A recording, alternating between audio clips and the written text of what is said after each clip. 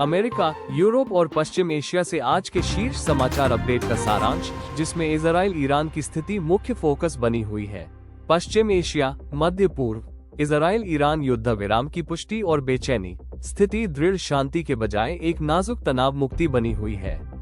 जबकि अमेरिकी राष्ट्रपति डोनाल्ड ट्रंप ने मंगलवार को पूर्ण और कुल युद्ध विराम की घोषणा की, जिसे 24 घंटे से अधिक समय में चरणबद्ध किया जाएगा, जिससे 12 दिवसीय युद्ध प्रभावी रूप से समाप्त हो जाएगा।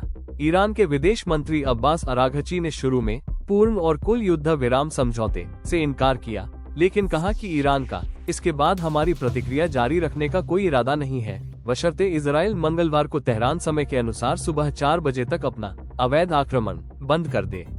उस समय सीमा के बाद ईरान में इजरायली हमलों की कोई रिपोर्ट नहीं मिली है। हालांकि इसके कुछ समय पहले तक तीव्र इजरायली हमले जारी थे। इजराइल ने खुद ट्रंप की घोषणा पर आधिकारिक रूप से कोई टिप्पणी नहीं की है और इसके सार्वजनिक प्रतिबंध दिशानिर्देश प्रभावी बने हुए हैं। ये शत्रुता के वास्तविक, यद्यपि अपुष्ट, समाप्ति का संकेत देता है। पिछली वृद्धि संघर्ष विराम प्रयासों में महत्वपूर्ण वृद्धि हुई, जिसमें सप्ताहांत में 3 ईरानी परमाणु स्थलों फोर्डो, नतांज और इस्फहान के विरुद्ध अमेरिकी हमले शामिल थे। ईरान ने कतर और इराक अल उदीद एयरबेस सहित में अमेरिकी सैन्य ठिकानों को निशाना बनाकर मिसाइल हमलों और इजराइल की ओर मिसाइल हमलों के साथ जवाबी कार्रवाई की, जिससे तेल अवीव और हाइफा में चोटें आईं। क्षेत्रीय प्रभाव, सुरक्षा चिंताओं के कारण कतर के हवाई क्षेत्र को अस्थायी रूप से बंद कर दिया गया, जिससे उड़ानें रद्द और डाइवर्ट की गईं। संघर्ष ने शिपिंग और बीमा जोखिमों में वृद्धि के कारण पश्चिम एशियाई देशों के साथ भारत के व्यापार को भी प्रभावित करना शुरू कर दिया है, विशेष रूप से होर्मुज जलदमरू मध्य के संबंध में। मानवीय चिंताएं, मानवाधिकार समूहों ने संघर्ष विराम वार्ता से पहले इजरायली हमलों के कारण ईरान में कम से कम 657 लोगों की मृत्यु और 2000 से अधिक घायल होने की सूचना दी। संयुक्त राज्य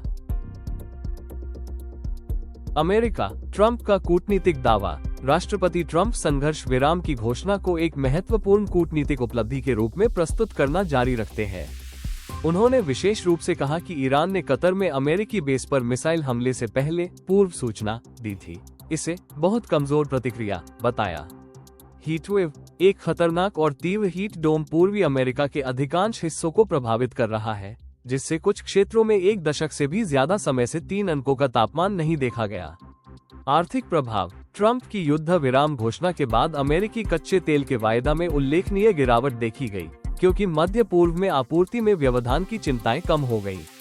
घरेलू समाचार, सीन.com से संबंधित कानूनी कार्यवाही जारी है, जूरी को और अधिक सेक्स वीडियो दिखाए जाने की रिपोर्ट के साथ। आव्रजन नीतियों, विशेष रूप से प्रदर्शनकारियों और मास्क पहने हुए आइस एजेंटों के बारे में बहस भी समाचारों में बनी हुई है।